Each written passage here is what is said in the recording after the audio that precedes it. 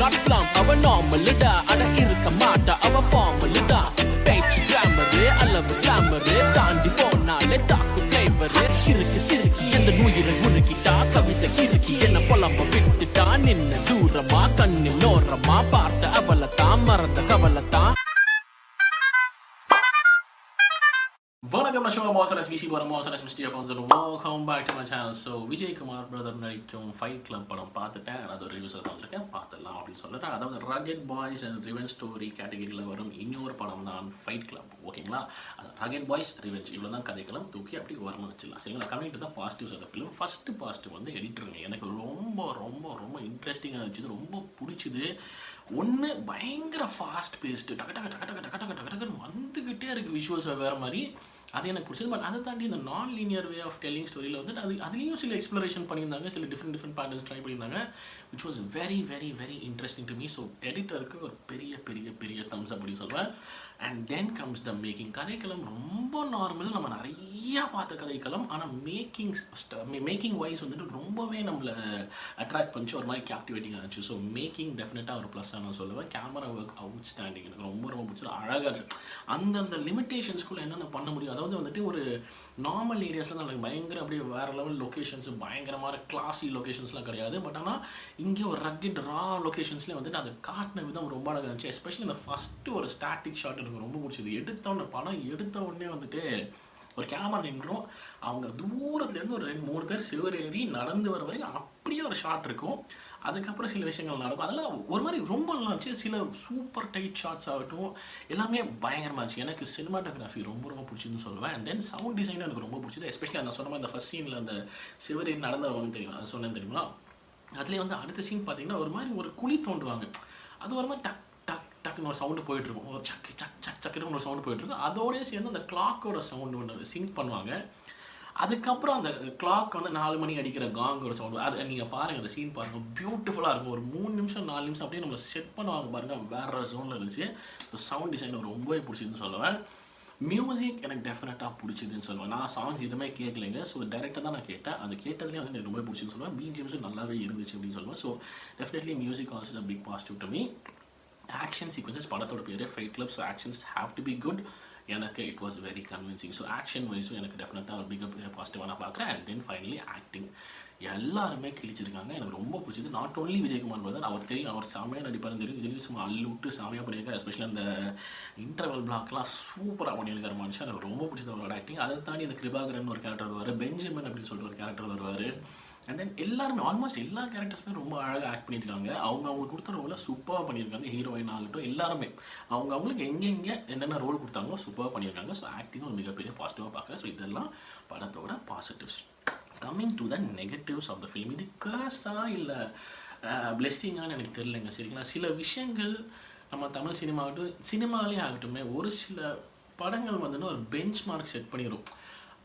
அந்த எங்கேயோச்சும் வேறு படம் ஒரு லைட்டாக ஒரு சாயல் வந்தாலும் அந்த படம் மாதிரியே இருக்கேன்னு ஒரு லிங்க் பண்ணலாம். ஃபார் எக்ஸாம்பிள், ஒரு பெரிய ஸ்கேலில் ஒரு ஆக்ஷன் ஃபிலிம் எடுத்தாலே இப்போ கேஜிஎஃப் மாதிரியே ட்ரை பண்ணுறாங்க அப்படிங்கிற மாதிரி ஒரு வார்த்தை வருது. அதே மாதிரி இந்த கதைக்களமில் வந்துட்டு நிறைய விஷயங்கள் வந்து எனக்கு வெற்றிமாறன் சாரோட ரெஃபரன்ஸ் வந்துகிட்டே இருந்துச்சு. ஃபார் எக்ஸாம்பிள், அந்த பெஞ்சமின்கிற கேரக்டர் வந்து எனக்கு இந்த நம்ம ராஜன் கேரக்டர், நம்ம வடச்சென்னை ராஜன் கேரக்டர் மாதிரி ஒரு லிங்க் வந்துச்சு.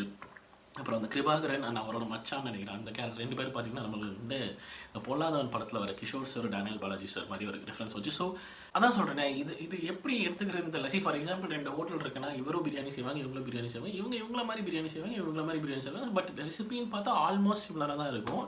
நம்ம இது பிடிச்சா இது சாப்பிடணும், இல்லை 2ஐயும் சாப்பிட்டுட்டு ஜாலியாக இருக்குன்னு சொல்லிட்டு போகணும். நீ ஏன் இந்த மாதிரியே பிரியாணி நீயும் செஞ்சு அப்படின்னு கேட்க முடியாது இல்லையா. பிகாஸ் பிரியாணினா இப்படி தான் ஆகும், ஆல்மோஸ்ட் சிமிலராக தான் இருக்கும். பட் அவங்க வெர்ஷன்ஸில் வரும் இல்லையா. ஸோ இது நெகட்டிவாக சொல்கிறதான்னு தெரியல. பட் எனக்கு வந்து அது கொஞ்சம் லெட் டவுன் ஆன மாதிரி தோணுச்சு. ஸோ அதனால் நான் இதை நெகட்டிவ்ஸில் கொண்டு வரனே தவிர மற்றபடி அதே பார்த்து இது எடுத்தாங்கிறத நான் சொல்ல வரலைங்க. சரிங்களா, ஸோ இது வந்துட்டு ஒரு நெகட்டிவாக எனக்கு தோணுச்சு, அதை நான் பார்க்குறேன். சரிங்களா, 2வது வந்துட்டு தான் எனக்கு ரொம்ப ரொம்ப ரொம்ப ரொம்ப ஒரு மாதிரி அப்படியே புல் பேக் பண்ணிச்சுன்னு சொன்னோம். என்னன்னு கேட்டிங்கன்னா, ஒரு 4 விஷயம் தாங்க படத்தில் 90% அந்த ஃபிலிமில் வந்துட்டு ஒரு 4 விஷயம் தான் லிட்ரலாக லூப்பில் நடந்துட்டு இருக்குது. அதாவது இப்படி நடந்து அப்புறம் காம்பினேஷன் மாறினாலும் பரவாயில்ல, பட் ஒரே மாதிரி நடந்துட்டு இருந்தது வந்து ஒரு மாதிரி எனக்கு ஒரு மொனாட்டனஸ் ஃபீல் கொடுத்துச்சு. இந்த 4 விஷயம் என்னன்னு பார்த்தீங்கன்னா, ஒன்று பாட்டு வருது, அப்படி இல்லைனா இந்த ஃப்ரெண்ட்ஸ் எல்லாம் சேர்ந்து அந்த கானா பாட்டு மாதிரி லகலகன்னு சும்மா ரகலையாக பாடிட்டு இருப்பாங்க தெரியுமா, அந்த மாதிரி ஒரு சீன் வருது. இல்லைனா தம்மு தண்ணி கஞ்சா அதோ அப்படின்னு இருக்கிறாங்க, அது என்ன ஆகும், அது வேப்பா என்னன்னு தெரியல, சில கரெக்டாக சொல்லுங்கள் எனக்கு. அது ஏதோ ஒன்று பண்ணி ஏதோ ஒரு போதை சம்மந்தமான சீன் வருது. அப்படி இல்லைனா சண்டை வருது. சண்டை ஆப்வியஸ்லி வரும், பிகாஸ் படத்தோட பேர் ஃபைட் கிளப், சண்டை வந்து தான் ஆகணும், அதுவும் அண்டர்ஸ்டாண்டபிள். பட் மீதி 3 திங்ஸ் ஒரே பேட்டர்னில் லிட்டரலாக வந்து லூப் மாதிரி ஆகிட்டே இருந்தது வந்து என்னடா இது வேறு ஏதாச்சும் காட்டுங்களா அப்படிங்கிற மாதிரி இருக்குது.